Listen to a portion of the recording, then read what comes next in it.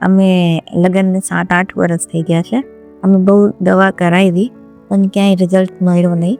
મેં એક વખત ભાવનગર બી આઈવીએફ કરાવેલું છે, બહુ રિઝલ્ટ નહોતો મળ્યો. પછી ઇન્સ્ટાગ્રામના થ્રુ અમે પિંગ બોમ્બનું જોયું, અહીંયા આવ્યું, પછી સરને મળ્યા.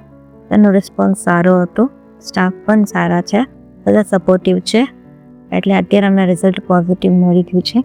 મારા મેરેજને 16 વર્ષ થયા. અમે જામનગર ઘણી દવા કરાવી પણ અમને ક્યાંય રિઝલ્ટ મળ્યું નહીં. અમે અહીંયા આવ્યા પછી સાહેબનો સ્વભાવ, સ્ટાફનો સ્વભાવ બહુ સારો છે. એક જ વારમાં અમને રિઝલ્ટ મળી ગયું. 10 વર્ષ થયા અમારા લગ્ન થયા એને.